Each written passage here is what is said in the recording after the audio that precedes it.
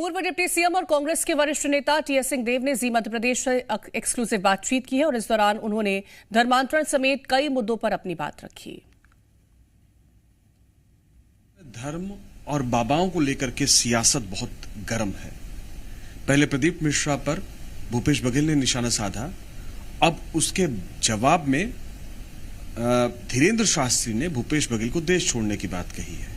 इस बीच में उन्होंने धर्मांतरण को कैंसर से भी ज्यादा खतरनाक बताया है। इस वक्त टीएस बाबा हमारे साथ हैं, हालांकि इनके नाम के साथ भी बाबा जुड़ा हुआ है, लेकिन ये दूसरे किस्म के बाबा हैं। सर, ये उन्होंने कहा है कि जो धर्मांतरण है वो सबसे बड़ा खतरा है, कैंसर से ज्यादा खतरनाक है प्रदेश में। मुझे नहीं लगता कि धर्मांतरण किसी ऐसे पैमाने पे हो रहा है कि बहुत चिंता करने की बात हो। 80% से ज्यादा हमारे देश की आबादी हिंदू धर्म को मानती है, पालन करती है। उसके अतिरिक्त 10 करोड़ और देशवासी हैं जो अन्य देशों में रहते हैं। दुनिया की दूसरी तीसरी बड़ी आबादी धर्म के आधार पे ईसाई मान लीजिए, मुसलमान मान लीजिए, हिंदू, ये तीसरी बड़ी दुनिया की आबादी 100 करोड़ से ज्यादा की आबादी हिंदुओं की है।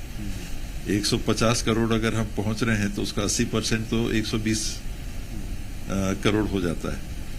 तो और 10 करोड़ हमारे नागरिक अन्य देशों में है, विदेशों में है, जो हिंदू धर्म का पालन अभी भी पूरी मान्यताओं का पालन करके करते हैं। तो उस धर्म को कोई खतरा हो सकता है जो दुनिया की दूसरी तीसरी बड़ी धार्मिक आबादी है, ये कल्पना से परे।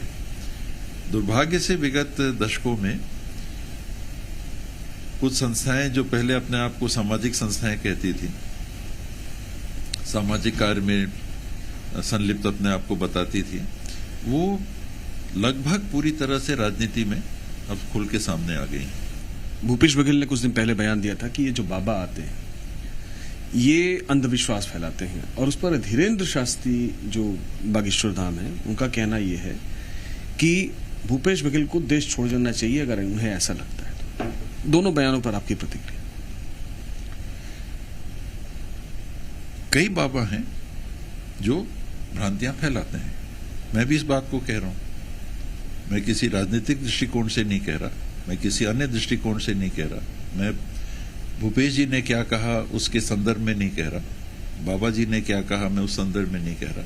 ये मेरी भी मान्यता है कि कई लोग हैं जो अंधविश्वास फैलाते हैं, कई धर्मों के, कोई एक धर्म में सीमित नहीं है, और धर्म के बाहर भी अंधविश्वास फैलाते हैं, राजनीति में भी अंधविश्वास फैलाते हैं। तो आज के दिन में कहीं कोई ऐसी पाबंदी नहीं है कि इस प्रकार के लोग उनको देश से निकाला जाए या वो स्वयं देश छोड़ के चले जाए। व्यवस्था ये होनी चाहिए कि आप जागरूकता फैलाइए। मैंने कुछ भी कहा सुनी, क्योंकि भाई कान है, आवाज आएगी, आपको सुनना ही है, लेकिन वो सुन के मत करिए कि बाबा ने कहा इसलिए हमको ऐसा करना है। ये टीएस बाबा, दूसरे बाबा की बात अलग, कभी मत करिए। आवाज है तो कान है, सुनना है, शरीर है, प्रकृति है, सुनिए जरूर, लेकिन सोच समझ के फिर करिए कि सामने वाले क्या कह रहे हैं। ये क्योंकि बाबा का नाम हो गया इसलिए एक मान्यता हो जाती है कि बाबा, तो आशाराम बापू को भी याद करिए, राम रहीम को भी याद करिए, और भी मैं बहुत ज्यादा याद नहीं रखता, लेकिन बहुत सारे ऐसे भी बाबा जी लोग हैं जिनने ना जाने किस प्रकार के कृत्य किए होंगे। तो वो सबको भी ध्यान में रखिए, सुनिए जरूर, क्योंकि कोई कुछ कह रहा है और आवाज आपके कानों तक पहुंच रही है। लेकिन अंधविश्वास वही है कि किसी के कहने पे आपने मान लिया।